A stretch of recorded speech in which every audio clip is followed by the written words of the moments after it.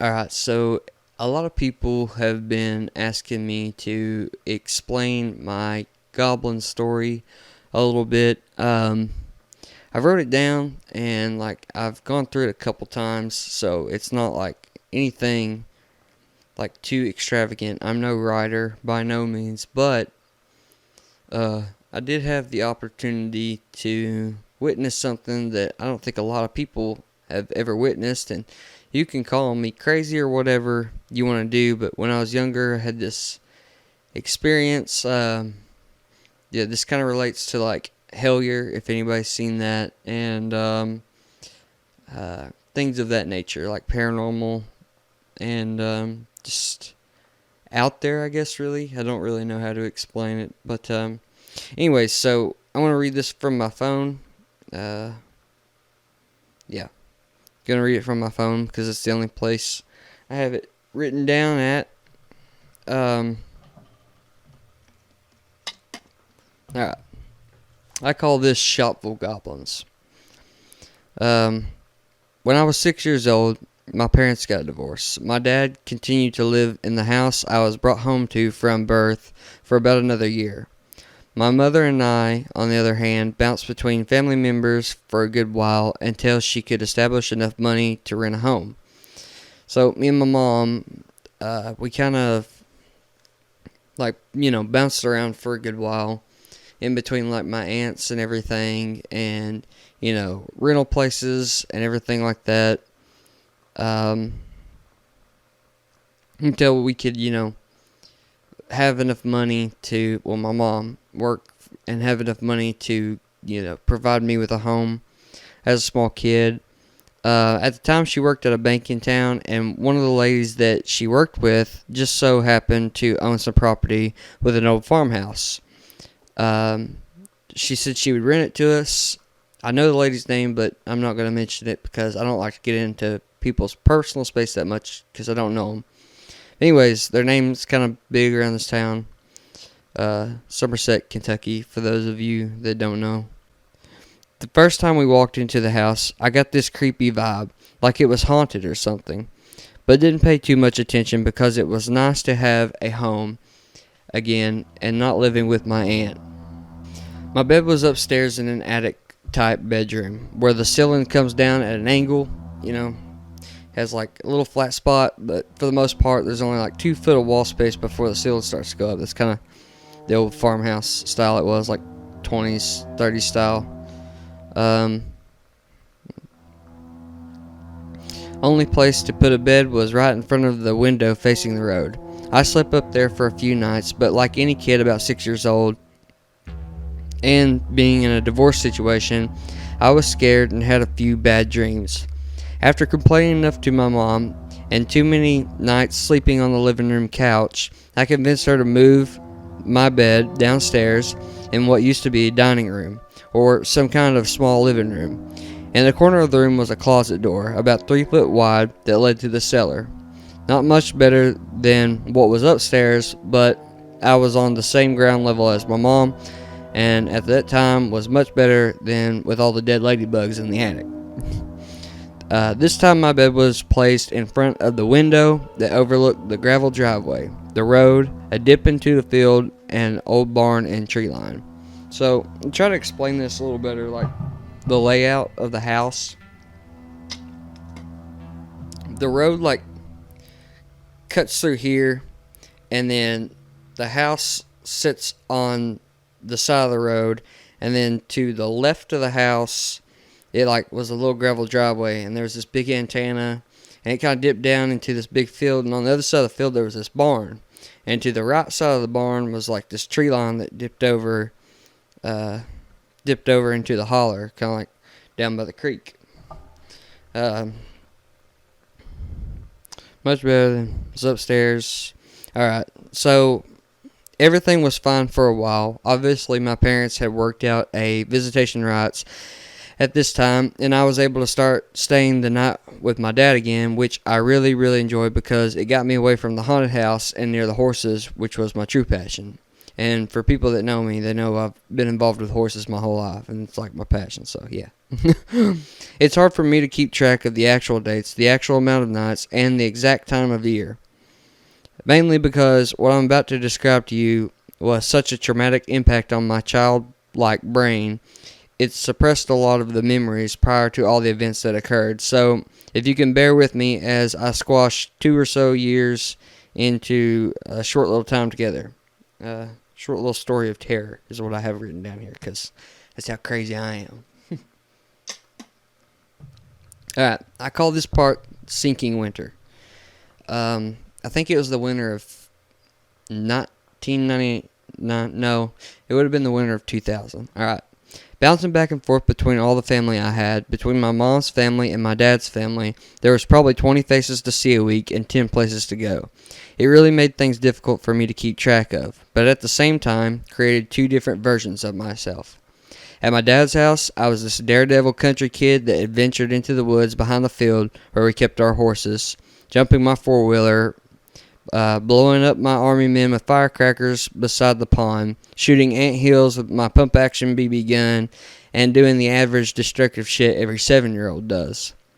My dad ended up losing the house we was living in previously due to the normal divorce court deals where you split what you have down the middle and sell it all and separate.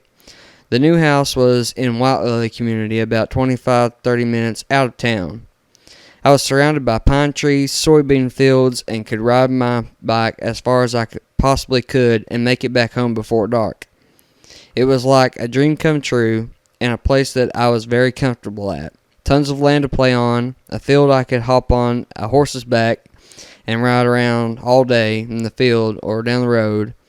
All the freedom of the spirit of a young boy needs in his life. I was on a farm. And we didn't have like a ton of cows or anything like that, but it was more of a horse farm because there was always like more than 12 horses most of the time. And we kept cows, and stuff for like feeding ourselves and everything like that.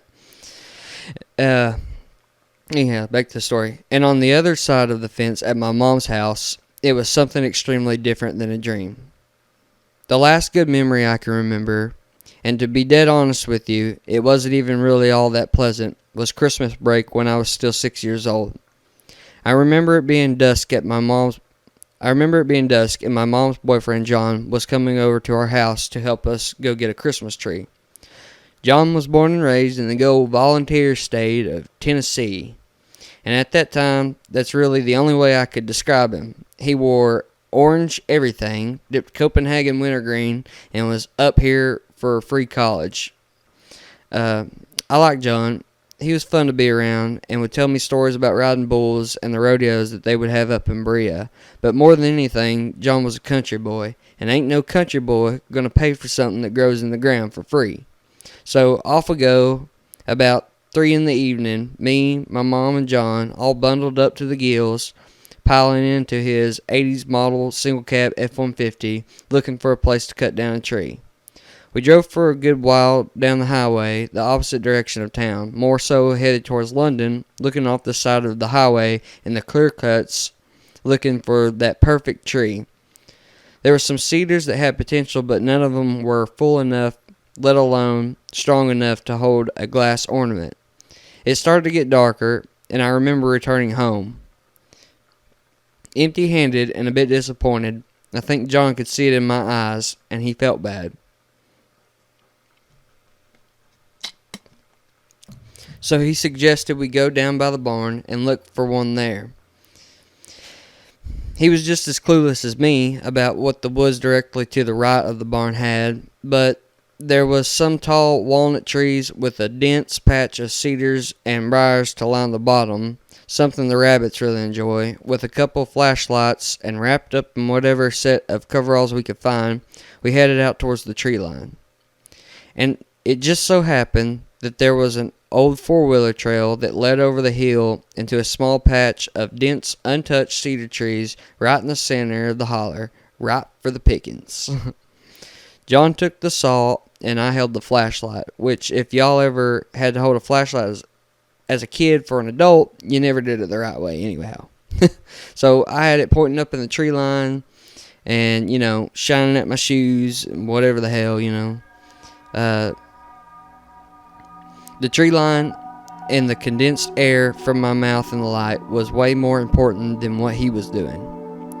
Redirecting my attention to the tree's trunk, John pushed away some snow and started hacking into the tree with the dullest handsaw he could find.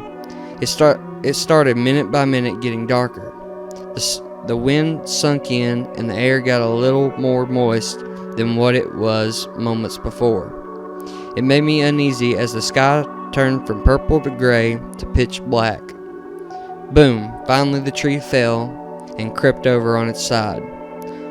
Not too tall, but big enough it would fit in the corner of the living room. John grabbed the trunk and his flashlight, and I grabbed the soft springy end that he pulled behind. We started pulling it up the hill, and it may not have been much, but I was giving everything I could muster. About halfway up the hill, I had this feeling that I was being watched, and the hairs on the back of my neck stood up. John was getting a bit frustrated because I wasn't helping much, and he's trying to pull this thing all the way up the hill by himself, for the most part. Mind you, there was like maybe 1.5 feet, 2 foot of snow on the ground down in this holler that we was trying to work our way up, so yeah. I was basically letting him drag me along with the tree as well. We got back to the house, and I ran as fast as I could inside to tell my mom we had found one, and of John's heroic efforts to cut it down. Of course, I had to mention I helped too, but I've always kind of been the confident type, even in the smaller things I did. The tree was set up, water in the pan, and the night couldn't have been any better. The only problem was, I couldn't shake the feeling I was being watched. Some strange sensation kept blowing over me that made me keep looking out the front door. That night, when all the show was over, and it was time to go to bed, I was tucked in and all the lights were turned off in the house. Understandable. A single mother, trying to pay rent and living with her 6-year-old, had to keep the bills small. I didn't really mind the dark. It never really scared me before. The street light ran right outside my window was so bright it shined through my window with enough light I could see lines on the closet door in the corner. I couldn't fall asleep this night though. The eerie feeling kept creeping back so much that I caught myself creeping my blind open and staring out the small hole and looking at the cool glow that winter air gives the snow when it's all laying just right. A little mesmerized by it, I opened it up a bit to get a better view, and that's when I saw them. So, this is kind of like a normal, Kentucky winter night when the snow actually falls. This is back when the snow fell. To not be mistaken, it hardly falls anymore. This is the part that's going to get a little strange for some people, and if you don't want to watch, that's perfectly fine. But for those of you that do want to watch, I really hope you kind of get an understanding of how this affects a 6-year-old that's just went through a whole shit ton of divorce court with their parents and ain't seen their dad for about half a year. So, and that's not because my mom wanted to keep me. It's just that back then, in this town, mainly the woman got the rights no matter what, unless she was like murdering other kids. Under the yellow glow of the street lamp in the now heavy snow stood 3 little white men. It's like real pale looking, like kind of like you would see like if you took pictures of those catfish and stuff that they find in caves and stuff, how they're kind of albino and like kind of pinkish. It's a little like what these things look like, but not exactly. It's kind of like grayed over, like blued over just a little bit. I don't really know how to explain the color of them. And plus, this is like 20 years later, and I don't really remember that much. Big ears and about my size, staring up at the light. I stared through the window as long as I could, slowly closing the blind inch by inch, afraid they might look at me. I couldn't really see them in full detail, but they looked kind of fun and had short, stubby feet. A part of me wanted to play with them, but let's see what I write here. I told you I'm not a writer. A part of me wanted to play with them, like go outside, pass some ball or something. But the side of me that came out when I was at my mom's took over and sunk me into a terror, afraid they had seen me. So I hid my head under my covers, pulling them tightly towards my shoulders. Instantly, it felt as if I had shrunk to the size of an ant, and these 3 giant heads were peering down on me with x-ray vision right above my headboard. I was shaking and afraid. After a few minutes, I had built up the courage to jump from bed and run to the living room and stare at the Christmas tree until I eventually passed out and was sound asleep.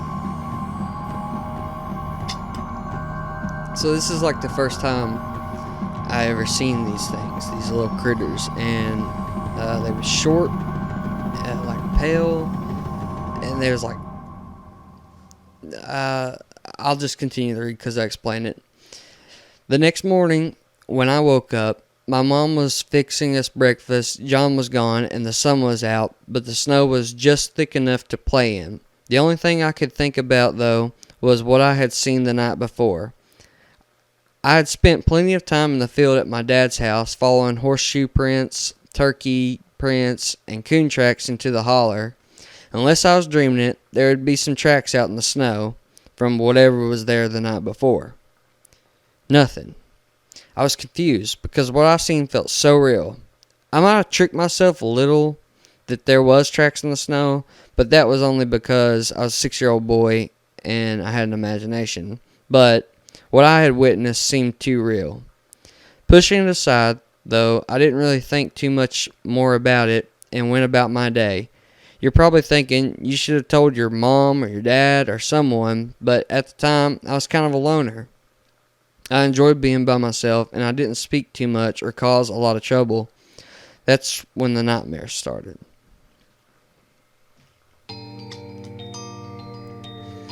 This is what I call the witching hour. At first, it was the Raisin Man.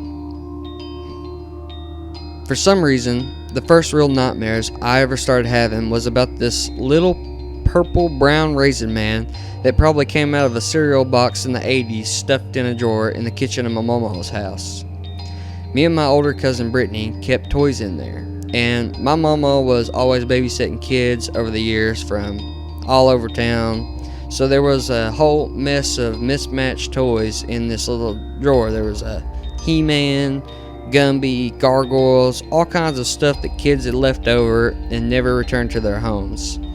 The Raisin Man had a yellow top hat with a red band around it, the barbershop quartet kind, a brown wooden cane bent at the top like any standard old cane at the time, and a big set of dark box style sunglasses on his face, kind of like those old 80s kind, everybody used to wear those big box style.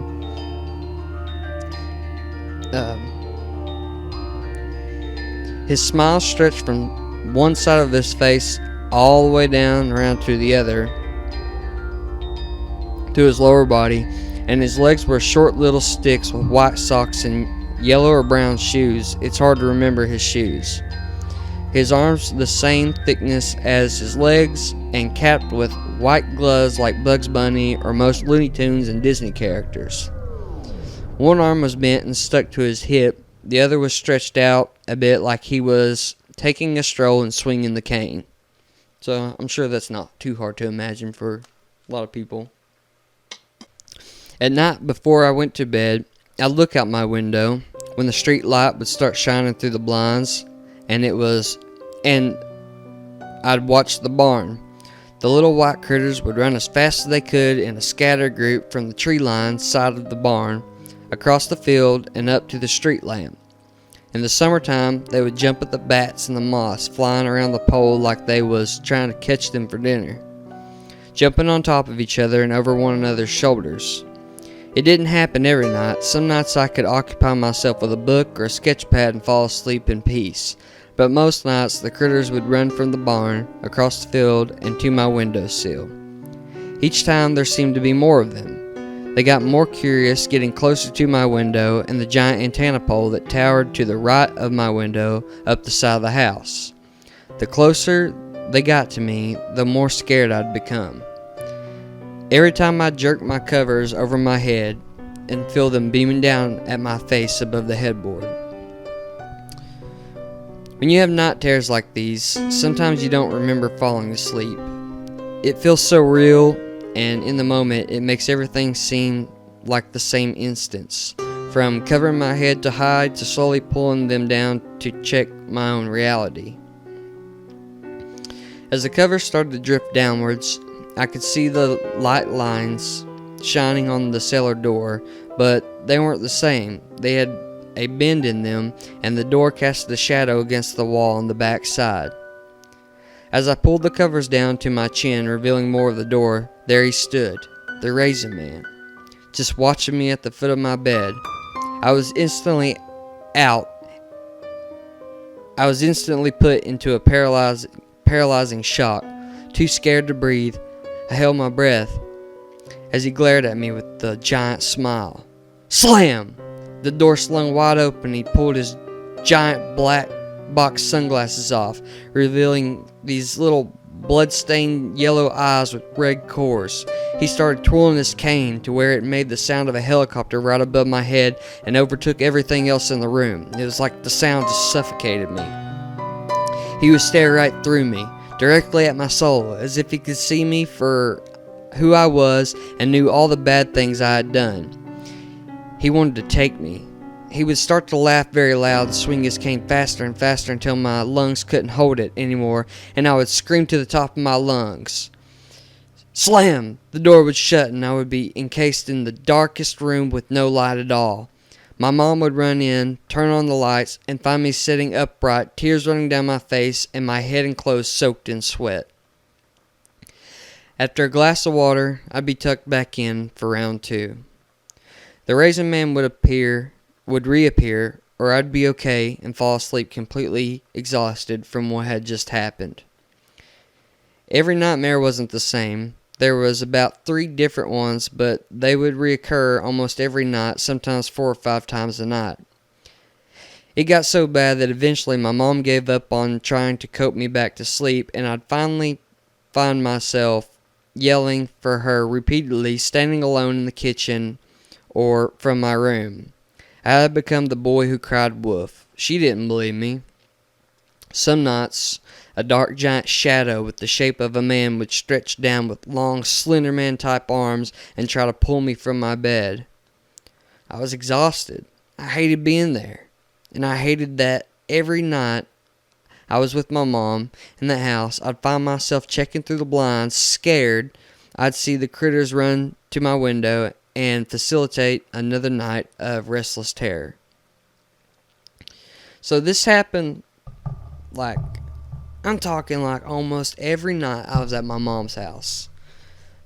These little things would just run up to my window, and they would just start, jumping at the moths or whatever, and pecking on the side of the house, and call me crazy, but I swear, I kid you not, I seen these things all the time. They was maybe 3 foot high, the size of a 5-6-year-old boy. They wasn't very big at all, and they looked weird and had these little pot bellies almost,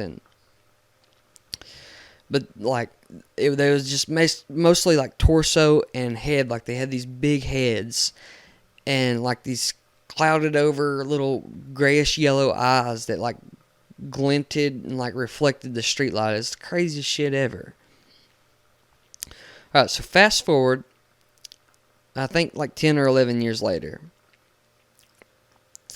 By the time I had become an older teen, about to start my life as an adult, I had been through 12 different homes and 12 moves. Although I had everything a boy could need, food, shelter, water, clothing, toys, and a loving family, it would seem that even though all the chaos, I was pretty privileged through. That's what I meant. I can't even read my own writing.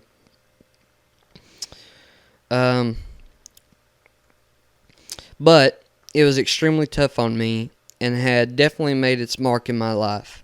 I didn't care about school. Rules were made to be broken. I'd tell my mom again and again I hated being with her, and I hated her. I'd cry my eyes out until she had no option but to call my dad to come get me. Being with my dad, and wherever my dad lived, was the only place I felt at home and didn't have to live a life of hate and anger. Having friends over and playing video games was something I looked forward to every weekend, but around the time I was 17 to 18, I wanted to be out to town and riding around with my friends that could drive. I'd bounce around car to car, getting into anything that seemed fun or challenging. The kid in me still took over a lot of my curiosity, not the one who was scared of everything, but the one that jumped off rocks and dug holes and built forts in the woods. All those things still interested me, which led me to the cave. So let me make something clear. I didn't, hate my mom or anything like that. It was just that, like, ever since we lived in that house out Leo Gilland, I was never the same around my mom. I didn't feel safe. I didn't feel comfortable. Everything was just off all the time, and even like I said, when I became a later teen, it was just like, I would rather be at the place I felt more comfortable at than with my mother, and I feel bad for that, these days that I'm older and, realize all the sacrifices and things my mother made for me. It's really hard to say that I hated her, but at the time, that's what I told her, and that's what I felt like, and I got kids now. I can only imagine how much that hurts. So, yeah. Mom, if you're watching, I do love you, and I've never hated you. I was just in a bad place when I was a kid. Alright, so, leads me to the cave. So, this is what I call Satan's Cave. Alright, 2012 was the first time I entered the cave system. Right off Highway 80 on the Buck Creek overpass, down a steep grade towards the creek bed, around the cliffside, and over a pine tree, that's where the entrance to this magical place is. And magical is a strong word. I'll just say that. This cave was interesting. Most caves in the area had worn out paths, trash laying at the mouths of them, and wide open for every redneck child in the county to get drunk in. Not this cave though.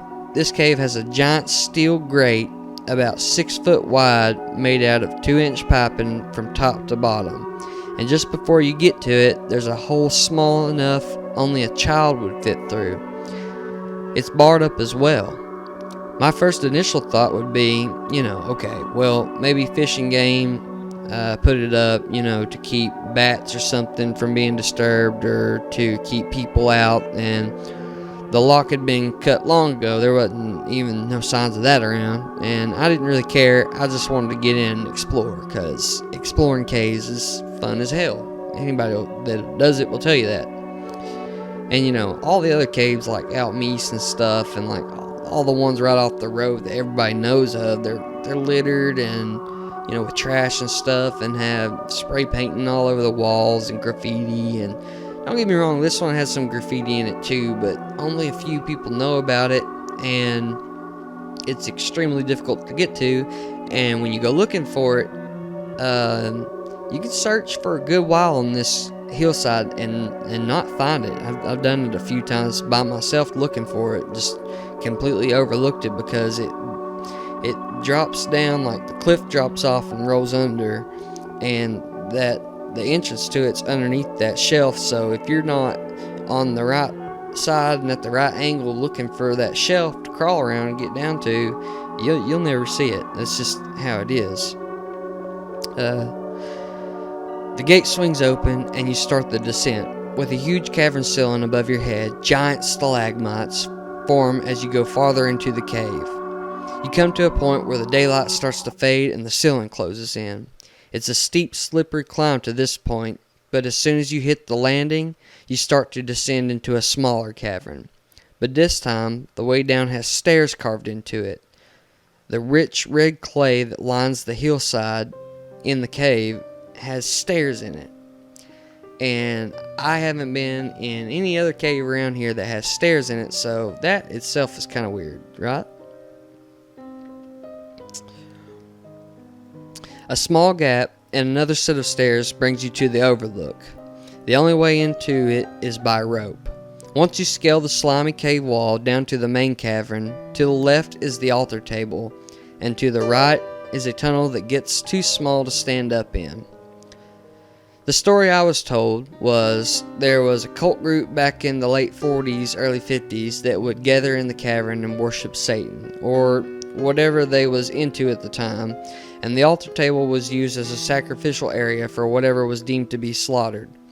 Not sure how much I believe in all that, but in the small town of Somerset, about any of that said is bound to be possible.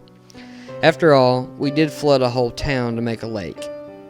Time and time again I visited that cave, all the way up until about 6 years ago now.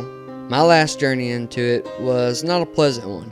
Me and my buddy Mike had talked about that small tunnel to the right side of the big cavern once you get down in the cave there. And how every time we tried to crawl back into it, something always stopped us at a certain point. So this tunnel, like, it starts to shoot down, and there's like water trickling down it like a trail, you know, and it gets so narrow that you have to get on your hands and knees and crawl at one point. It gets like really tight and like really suffocating, and there's not much air back there, but it just keeps going. But every time we crawl back into it, something would just stop us and turn us around. And our buddy Casey gone to the same spot, been in the same tunnel, but every time he gets to like one point, just turns around and comes back out for no unexplainable reason at all. So one night we got a little buzzed and decided nothing could stop us this time, so we made the drive out to Shopville, over the bridge, down the one-lane road, and parked the Jeep right above the cave. This time we came equipped. I had 2 flashlights. One was a headlamp, the other was a steel handheld. Mike had just bought a brand new 2000 lumens headlamp from Amazon, and it was about to go down. We had no doubt we was going to the end of this tunnel, and nothing was going to stop us.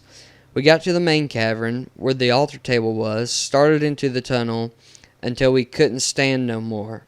At this point, we were down on our knees, crawling through mud and water. We got about 3 feet past the point we normally stopped at, and the tunnel started to curve.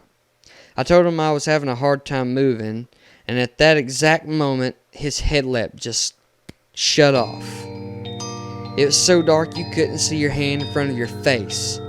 I told Mike we should turn around and try to make our way out.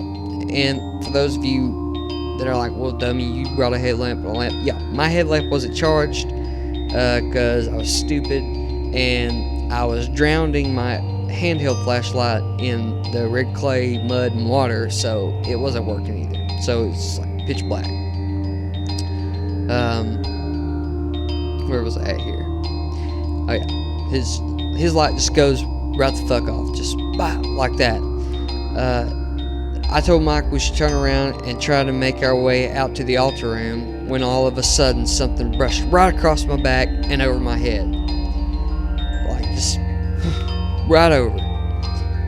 The only way I can really describe it is, it felt like a chicken flapping its wings and running upside down on the cave ceiling in that little tunnel, and just, you know, kind of fluttered right over me.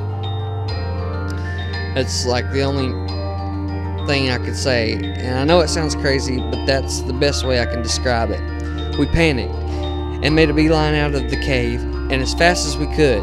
We ran up to the gate, and as we started to open it, a bird or something, I don't even know what it was, but it just started like just like fucking attacking our heads, and like Mike screamed like a little bitch, I screamed like a little bitch. It was like the craziest shit ever. I didn't know, it just, something was attacking my head, and I just got grazed by something in the darkest place I've ever been in my life. So yeah, I was a little girl at this moment, pissed in my pants. Last year, I was sitting on my couch watching the ending of Hellier Season 2 when the small paranormal investigating crew started to head into a small cave out in Meese, Buck Creek area. I got curious about how close it was to the cave that I was attacked in, if you call that attack. I would call it an attack because I had a heart attack, okay? And I found out the entrance to my cave is directly across the creek from the land that the old farmhouse sits on. The one I was traumatized to hell and back in as a kid. So that's two experiences, almost 15 years apart, exactly in the same location. I was moved by this discovery so much, I decided to write it down. The connection between what happened to me as a child, the experience I had in 2016, and the whole Kentucky Goblin story all seem too relevant. Little warning here I wrote kind of at the end is, don't go looking for this cave unless you're familiar with the Appalachian area and understand that this cave is somewhat of a cliff facing and it's hard to get to and dangerous. Either way, it's been a wild adventure to say the least, and I hope to connect all the strange happenings together one day for either some closure or to end a saga of weirdness. Personally, I don't think we're alone in the cosmic timeline. We haven't even started to make our footprints, considering the Appalachian mountain range was formed around 500 million years ago. There's no telling what crazy things have lived here, be it mystical or factual. It's all too interesting not to explore. Yeah, I'm thinking about like watching Hellier and all that crazy shit, and I'm thinking about, the connections of like the weird shit that happened to me and seeing those little goblin creatures as a kid, and I'm like, okay, you're just making this shit up in your mind. You're a little kid and you're traumatized by what's going on in your life. And don't get me wrong, there's a lot of kids go through, divorce, their parents separate, and things happen. But not every time you get goblins to visit your window every night. So, yeah, that's strange. And I know it sounds crazy, but I don't know how else to explain it. It is fucking crazy. But at the same time, you think of all the expanse in the universe and like everything that's out there.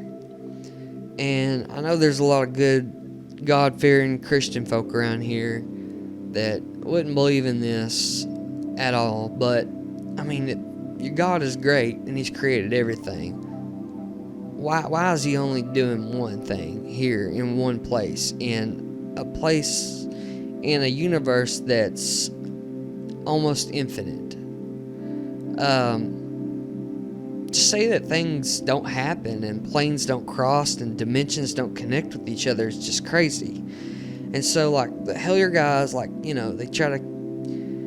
they got this story about this dude, and about goblins and all this crap. And it's not really the goblins that, make me believe in that. Obviously, they're a big factor, but, like, the whole fact that, like, here I am a kid, right, witness all this stuff, and then later on down the road, as a teenager, I was an adult in 2016, I had this crazy thing hit me in the bottom of this fucking cave in this tunnel. I can never get past this one point, and, the hairs stand up on my arms and my neck, and I'm like, okay, I'm getting the fuck out of here. Like, that's a pretty significant thing to happen. I'm the king of bullshitting, but I'm not really bullshitting you, these things are just weird, and that's why I have, the means to talk about them, because they happened. And what draws me to that stuff is, like, not the fact that happened, it's the connection between the two that, I didn't know until 2019, watching this show on Amazon about some crazy shit, that my two experiences literally happened butt to butt. And so you have, like, the land and the creek, and then on the bank of that is the cave where the goblin, brushed me, or whatever the fuck. I'm assuming it was a goblin because that's what I've connected now. That's the only way I can really explain it. It's because, like, if I was a kid and these little critters came out and crossed the creek and came up into this big field with this street lamp and were playing around and goofing off and, peering through my windows, yeah, that makes a lot of sense that they would come from a dark cave. And Kentucky alone sits on one of the biggest cave systems in the world, and that's completely underground. And this place sits on all kinds of limestone slabs, and limestone forms in slabs, like big segments, and it's got soft and hard spots to it. Most limestone does. And so acidic rain, like when it washes down through the ground, it goes on down. It don't just soak into the dirt. It just keeps going, and minerals and stuff get pushed down. It creates these big caverns with almost perfectly flat ceilings because of gravity. And it washes out these big caverns and stuff, and that's why our area is so riddled with caves. And to think that 75% of this shit hasn't even been explored, and to go say that there's nothing down there, well, that's the crazy talk. I mean, honestly, I don't know, it's wild. But yeah, I hope you all enjoyed my story. If you want to go look for a cave, you know where to find me at. And for those of you that watch the podcast, it's not over with. I haven't stopped doing that. It's just a hang up from all this crazy COVID stuff. And yeah, I hope y'all stay tuned, because I got some good people coming on to talk about some good things this year. And for those of you that are following the Goblin story and all that stuff, I got my buddy Nathan coming on, and I really think you're going to enjoy his stories too. And if you haven't talked or listened to my podcast with Kyle, please check that out. That man is intelligent and awesome, and he's got a lot of fucking awesome, interesting things in his museum and going on in his life. And yeah, we'll see y'all on the other end of the trail.